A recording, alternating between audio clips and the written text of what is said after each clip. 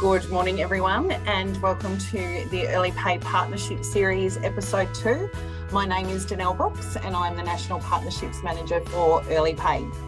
This partnership series has definitely been designed to add back, and as the Early Pay motto is give, give, give. And so what we really like to do with this partnership series is really support partners within our business who can offer a lot to you, to your own business, and also to your clients. So today I'm very excited to be joined by Darren Berson, who is the Director and Principal Consultant at Platinum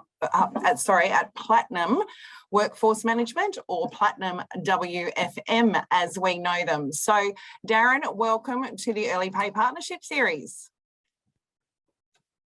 Hi Donelle, thanks for having us. Much appreciated. It's an absolute pleasure. And again, you know, we talk about invoice finance being niche, and certainly what you guys do at Platinum is also very niche, but amazing some of the results that you're able to achieve and how you're really able to support businesses grow or restructure. So I'm going to ask you some pretty tough ones today. Again, to everyone that is here, please feel free to use the chat function. We'll just work through the questions as we work through the session. And if there is anything that's relevant at the time, we may ask some as we're going, and we may save some to the end. So Darren, before we get started, just let our audience know a little bit about Platinum, how you're founded, and predominantly what you guys do in your space. Yeah, thanks, Donelle. Look, we started back in 2013, 2014. I was actually a recruiter myself for 12 years. And I think during that time, I really saw that recruiters and labour hire companies weren't the best at running their back-end systems. Often things were done manually. Contracts and TFN decks were put in folders and not necessarily followed up correctly. So we really saw a gap in the market 10 years ago to provide a full end-to-end service where we can do all the onboarding through to timesheets, payroll, invoicing, and the like, and really, I suppose, make sure we're covering off, the end-to-end for clients, where they don't have to worry about ticking those boxes or any red flags that might come across their desk on a daily basis. Absolutely. Let's get stuck straight into it today. As I said, I think we will have some questions from our attendees today. So I want to move through some of these firstly. In our first partnership series, we spoke with Olga from Tax Assure and spoke a lot about the ATO. Can you talk to me a little bit about ATO and STP compliance and how businesses can manage that? So STP stands for Single Touch Payroll, and that was introduced by the ATO about 3 years ago. For many, many years, anyone in payroll would have to do reconciliations at the end of the year and provide their contractors or their employees with activity statements at the end of the year. That changed 3 years ago, and now when you're doing payroll, you are required to connect your software to the ATO via an API. And when that payroll is processed, the PAYG and the components of that payroll is submitted directly to the ATO. So the ATO requires a lot more compliance around PAYG reporting and payroll reporting. I suppose the advantages of that is if you're doing your activity statements at the end of the quarter and at the end of the year, that's all electronic now, meaning that an employee can log into their MyGov, they can see that live, they can see that as that's been submitted, and all of that, those reporting requirements at the end of the year are no longer required. Having said that, there's still a lot of reconciliations that need to go on. We're constantly, reconciling our systems and providing our clients reports to make sure that everything's accurate. Great. We certainly know, there's a lot, we're looking at, New South Wales government at the moment and payroll tax in the broker space. We know that the ATO are coming after, people with debt quite quickly and quite swiftly. And certainly any missed or indebted payroll obligations are clearly being targeted pretty quickly. When we talk about, ATO, it's a bit of a scary word to everyone, but there's also a lot of critical governance and reporting requirements that, businesses aren't always managing effectively. Where do you guys sit in, and where do you fit into that space? Yeah, look, payroll and managing contractors or employees is very diverse. So, you mentioned the New South Wales government. Obviously, state governments have payroll tax requirements. So if you were paying a payroll over a certain threshold in your state, you're liable for payroll tax. And I'm not sure that all companies realise that. So, you need to be aware of the thresholds. And look, there's a lot of other things that you need to be taking into consideration. So obviously, we just talked about PAYG being sent through single touch payroll. There's also super requirements. So obviously making sure that on a monthly basis, your super is being correctly calculated and submitted. So we are very keen to focus on using clearinghouses and organisations that assist us with that. I think the other major thing here, which actually reflects back on early pay and what you just alluded to, was cash flow issues in organisations. If you're not putting your super aside and your PAYG and your payroll tax aside, you could find yourself with cash flow issues during the year because you haven't accounted for the fact that there's all this money coming into your organisation, but it's not all your money. It's the government's money, or it's the state government's money, or it's your employees' money. So I think you do really need to be cognizant of the fact that you've got good reporting in place and that you are taking care of all of those other requirements. There's also from our perspective visa and OH&S requirements as well. So there's a lot of requirements that fall on these businesses to make sure that they're ticking the right boxes and they're looking after their employees and themselves. Excellent. And if businesses don't necessarily have the staff or we've got business owners that are always working in their business rather than on their business. So these all functionalities that the team at Platinum can take on for a business owner? Yeah, so we're a full outsourced solution from end to end. So we take what we found 10 years ago that, we can do components of the process, but it actually makes a lot of sense to do the entire process. So, effectively we say to our clients that, we provide you with an in-tray and that new employee or contractor goes into that in-tray and we take care of everything from that point forward. So all the onboarding requirements, making sure that visas are being checked correctly and all the other onboarding governance requirements. And then that flows through to your, obviously your timesheets, invoicing and payroll. So, making sure that, we're covering all those gaps for our clients. 100%. And I think this is the thing, and again, why we want to highlight our partners is that there are some, great businesses out there that are designed and their passion is to help other businesses grow and to be better at what they do. So it's certainly, from my perspective, really nice to understand that, as you said, from onboarding to payroll, that there is that solution out there, and especially, as I said, for that growing business or a business that might be going through a restructure. Just on that, is working with you guys something that's an in and out? Is it 6 months? Is it 3 years? Is it forever? How does that sort of work? Oh, look, we have clients that have been with us for many years from day dot that we started. So it's really up to the client. I mean, obviously, no client's forced to work with us. All our clients love what we do and we have fantastic relationships with them. We find that, when a client does come on board, we form a very close relationship with them. So we're talking on a daily basis and we've got relationships where we're actually helping them scale and make their businesses profitable. So look, it's a business where we need to invest in each other. We're providing the people, systems and processes for their business to manage these components. So I think from that perspective, there is an investment by both sides. But critically, we allow our clients to scale and be profitable. I think, in our current climate where, we're all talking about necessarily economic gloom and doom, the advantage of using an organisation like us is if you're a labour hire company or a recruiter, as an example, you can focus really heavily on your front end, business development, looking after your clients, and we can look after the back end for you. So just removing all those headaches. And if you're a small business, obviously one less thing you need to worry about in your business is a good thing because, you need to be out there looking after your clients and building relationships. Yeah, absolutely. And I love that. Again, it's, it's a very transformational relationship as opposed to a transactional relationship. And, at the end of the day, sometimes we confuse that, getting staff and paying them is a transaction. But, building something that's sustainable and allows businesses to grow and scale is really what makes it transformational. So, look, we've heard this terminology of future of work thrown around a lot, especially with a lot of the recent economic events. Tell me, how's the future of work changing and challenging business owners in the market at the moment? Yeah, look, I think the future of work was a buzzword that everyone used before COVID, but I think COVID has brought forward the whole concept of the future of work. As we found in COVID, in many states, lockdowns cause people to work from home. It caused businesses to rethink how they engage people. So the way we sort of see the future of work is a future where there's a lot more flexibility. We work with workforces, but also a lot more challenges. Challenges around how businesses engage their workforces.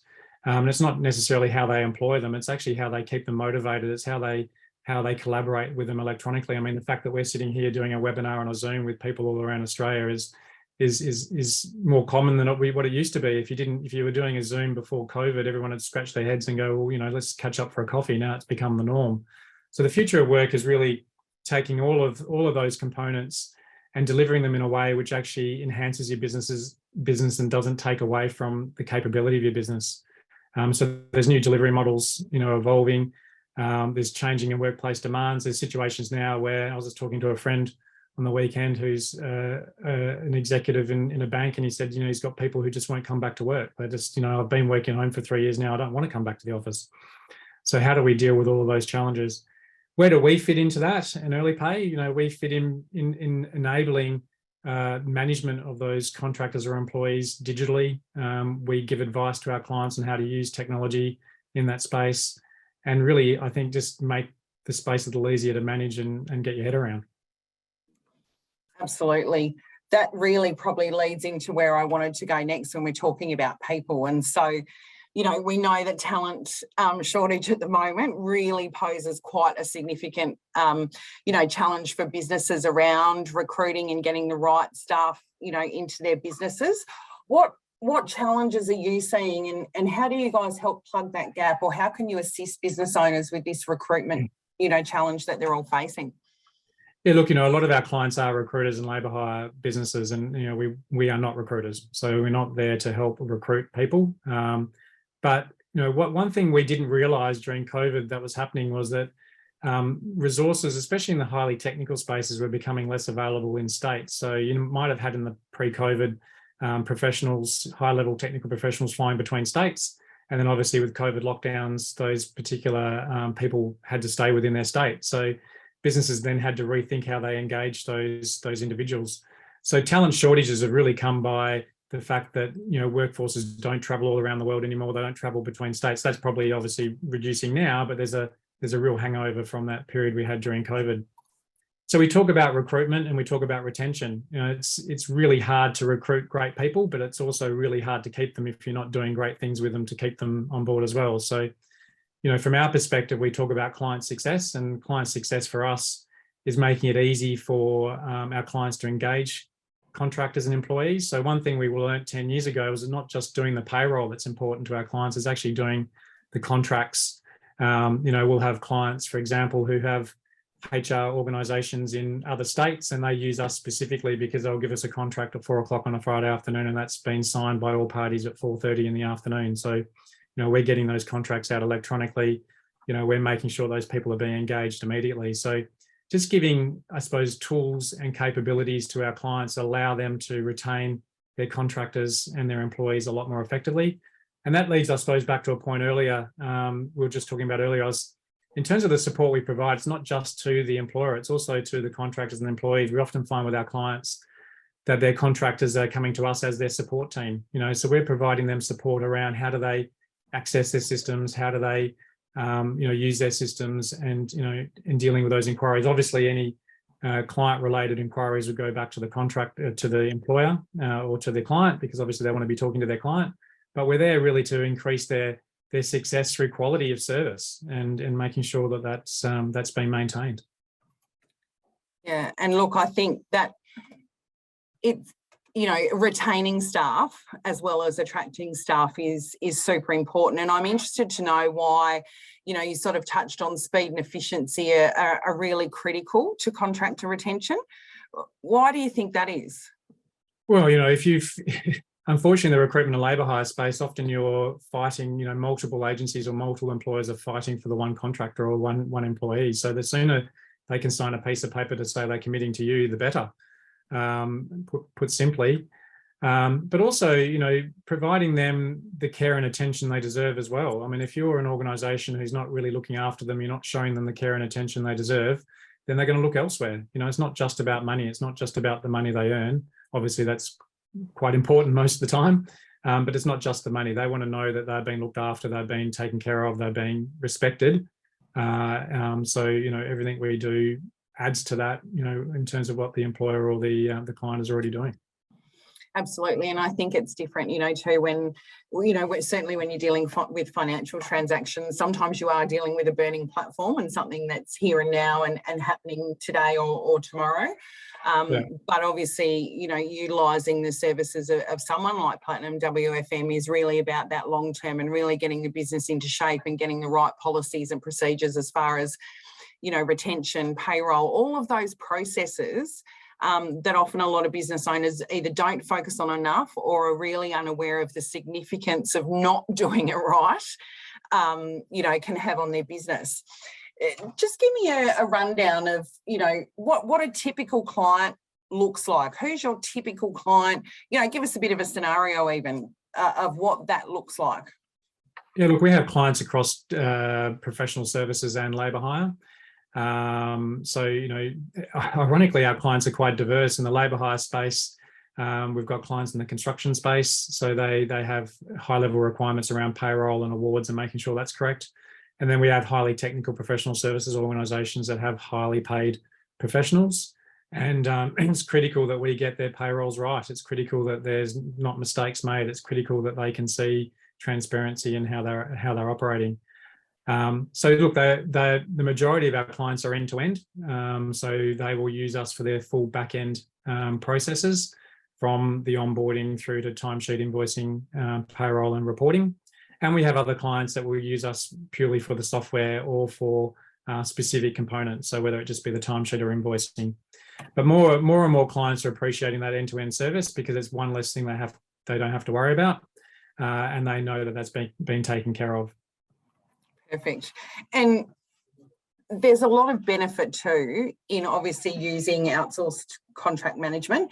How can that actually help, you know, reduce things? You and I in our chats, you know, you've talked to me about reducing risk and improving efficiencies. And, you know, we spoke earlier about enhancing that contractor retention. How does outsourcing cover all of that? Look, I mean, at the end of the day, with an outsourcer, you've got someone who's doing it day in, day out. So we've developed people, systems and processes over 10 years, and we're constantly improving those processes. And look, we'd often say to new clients, it could take you up to 2 or 3 years to get that right. I mean, it's not something you can just plug in a piece of software and get things running tomorrow. So we've got a large number of clients we're doing that for on a daily basis.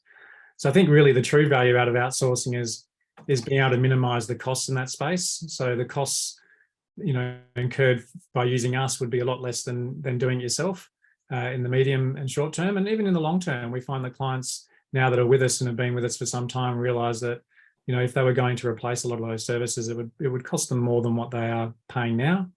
And I think also we're very keen to make sure we're ahead of the pack in terms of the software we're using, the processes we're following, and just making sure that we're abreast of this changing workscape, you know, in terms of the future of work we just talked about. So outsourcing is not necessarily getting rid of your people. It's actually reassigning your people to other more client-facing activities and getting specialists to work on, you know, all of those good things we talked about earlier in terms of increasing quality, you know, making sure that you know what you're paying and getting, you know, what you're getting in return for your buck. Yeah, and I think you're right. That's what was interesting, and it's been a flow for the last 20 minutes. We've actually touched on it, you know, a couple of times. It isn't about reducing staff, it's about pivoting, replacing, as in putting people in positions where they offer the most value to the business, as opposed to recognising a gap. That person's pretty good at what they do, maybe they can go and do that. And we see that quite often. You know, sometimes your best salesman doesn't always make your best sales manager. You know, and we use that analogy a lot in our work life as well. So I think it's really important to remember that, you know, using outsourcing is certainly not a reflection on a business owner's ability to run their business. It's about allowing them to focus energy on what they know and what they do best, which is typically what you'll see in professional services or recruitment. We've got a question through, and it was actually the next one and the last one sort of for me before we open up to the team, which is, talk to us about the fees, what it costs to utilise the services of you and your team, how that process, how the onboarding of working with you works. Yeah, sure. Look, so the fees that we charge are a percentage of the base payroll, and it's a very small percentage. The reason we do that is we want to have scalability in what we do with our clients. If you're actually not using us for any of your, if you don't have any employees or contractors on board that you need to use for our services, you don't pay for our services. If that scales up, then you pay for what you use. So we call it very much a pay-as-you-go model. And that scales down as you expand into a very much larger organisation. So we have a sliding scale of fees that will reward you for growth. So we've intentionally done it that way, especially for the managed services business, because we want to be able to scale up and down with our clients. We want to be able to give our clients flexibility in terms of that cost. So that cost, like I said, obviously reduces. We also provide consulting and software advice. So that's negotiated with the client based on a negotiated fee. And we will look at that in terms of a mutually beneficial outcome for our clients. But the majority of what we do is this managed services for our clients, because we find that a lot of our clients want to be able to step back from that component of their business, and they want to focus on the front end. So I don't know if that answers your question. Absolutely, it does. And I like that, the fee structure is based on the scalability of the business. And so, if the business is in, a quiet time, then that's going to be reflected in the fee. If it's, in a really, really busy time, then obviously that's going to be reflective as well, and reflective of the amount of work that's required. We've just got a question here. Do you do much in hospitality? We have been. Yes, we've got clients in states where they are providing chefs and different people in that space. So the good thing about the systems we use is they are very much tailored where they can work with awards. So we've got really good award interpretation software. So that's definitely a space that we're growing into a lot more. Okay, perfect. Another one, is it just Australia, or is it, Asia, Australia, Australasia? Do you guys just operate here, or are you doing stuff in New Zealand, etc.? Yeah, look, the majority of what we do here is in Australia. But funny you should say that, because we've had requirements in the last year where our clients have wanted to engage contractors overseas. So we partner with two other organisations, or predominantly one other organisation, to do that. So they will work with us to work on that engagement. The reason for that, obviously, is there's many laws around the world, and you want to make sure that you've got specialists in each of those countries to engage those people. So like early pay, we want to work with great partners who can provide us that service and make sure that our clients are being covered. So yeah, that's how we deal with that one. Yeah, fantastic. And I can just see someone typing away madly down the bottom. So I'll just let them finish that question, Darren. Is there any absolute no's for you as far as industries and business owners that you can help purely based on what they do? Probably just chaos. We want to be of high value to our clients, so we would need to, talk to each other beforehand and make sure that there's actually a good relationship there. So to answer your question, no, but like any business, we want to make sure that we can provide quality of service. So we would probably just need to make sure that, we'd need to analyse and talk to each other first in terms of what those requirements were. Perfect. It's funny, I noticed that we've got a couple of other invoice finance BDMs on here today, and because they know that I love collaboration. And so it's really interesting about, a comment as opposed to a question, but I'd actually like to open this up to you, because really it is a solution, a full solution with any invoice financier, regardless of whether it's early pay or not, because at the end of the day, it's all about keeping the client centric, right? So right. Give us a bit of an example of how, though, an invoice financier and Platinum work together to give that whole solution. Yeah, look, we've got a couple of different invoice financing businesses that obviously engage us through clients. I think the critical thing there is actually being the custodian of that information. The critical thing with invoice financing is that timesheets and invoices need to be validated. So if you're an organisation that are running paper timesheets and invoices, that's obviously going to cause a lot of pain to an early pay, because you want to be able to make sure that invoice and timesheets actually, not fraudulent or not is correct. So, you know, where we've achieved great results for our clients and for our partners is in that process. So being that custodian, making sure that timesheets are being approved correctly, invoices are flowing through those timesheets out to the clients, and being, I suppose, that custodian of that chain of process. So, you know, invoice factoring has actually been a critical part of our business, in the sense that clients, from a scalability point of view, really require that capability. If you're a labour hire company and you're rapidly increasing in size, it's amazing how, you know, your payrolls can increase, you know, exponentially along with your invoicing, and there's not always the gap in the cash flow to be able to assist with that. So, you know, other things, I suppose, to answer that question, as well as things like pay schedules. You know, we're very keen to make sure that we set in place very robust pay schedules, whether they be invoicing or payroll pay schedules with our clients as we start, and we'll modify them as we go. It's amazing what a pay schedule can do to improve your cash flow, and also make that more viable for an early pay and for a client and a Platinum WFM. So it's quite a three-dimensional topic, and it's a topic where, if you can get it right, you know, it makes your business so much easier to run. It's amazing. Absolutely. And I think, you know, certainly from our perspective, you know, we often work to see our clients end up in bank as opposed to non-bank. And quite often when you're going through growth, or you're new, or you're working through a restructure, it makes it really hard to get that type of finance. And so someone like, you know, an early pay can come in and work with you and help with the solution, you know, and we'll part ways and let the customer get into banking in a couple of years' time, and you're still there. And that solution obviously helps prepare that client for mainstream funding, which is what we all want our clients to get. We've just had another question come in, Darren, about, you know, are there any clients that are too big or too small? And if there isn't, maybe what is your sweet spot?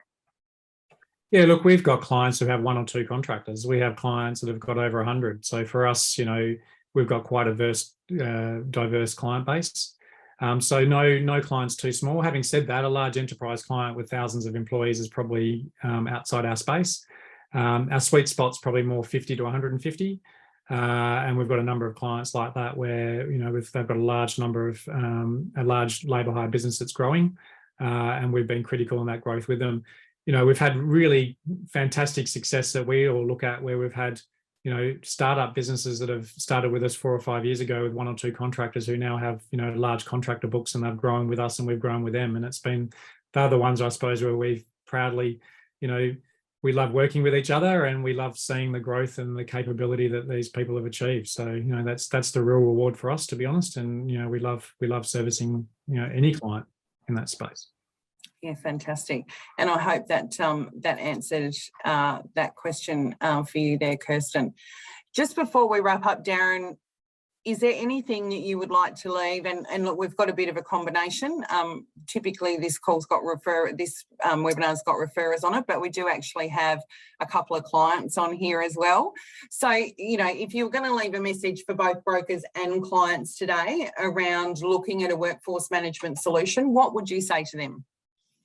You know, let's talk. I think we just need to, at the end of the day, I think we really need to get to know each other, but also have trust that our businesses do serve a purpose. We're businesses where we want to get it right, and we want to add that high quality of service that make our clients' lives easier. And we don't say that lightly, because there's a lot of work involved in this back end space that, you know, often you don't think about until you're in the trenches. You've got a rapidly growing business, and then all of a sudden, all of these different things are hitting you on a daily basis. So if we can take that away from you, smooth out the edges, but also be advisors and guides to you in that growth, then I think that's probably the biggest feedback I can give the marketplace. Absolutely. Well, Darren, you and I both appreciate time, and we knew this one would be pretty niche. And I think that we've had some great questions today, which is always really nice when you do a webinar that you know that what you're talking about and what information you're trying to put out there is of interest, and that people, you know, want to ask questions. So I'm really happy to give our business owners and brokers who are often business owners, and some of us forget that sometimes, but give them back some time in their day. Please, if anyone would like to take advantage of the very nice offer from the team at Platinum, which is to sit down and have that first discovery session free of charge. So Darren and his team are more than happy to spend time with you or your clients and really have a deep dive and see whether there's a solution there. So please reach out to me. We will be sharing Darren's details with you all at the end of this webinar. We've got some great comments there too, Darren, just about, really interesting to see behind this side of the fence and how workforce management actually works. So Darren Berson, thank you so much for being part of the Early Pay Partnership Series. We're really proud to have you on board as a partner of Early Pay, and to all of our brokers and clients, enjoy the rest of your Tuesday, and we'll see you for episode 3 in a couple of weeks. Thanks so much. Thank you. Thanks, guys. Appreciate it.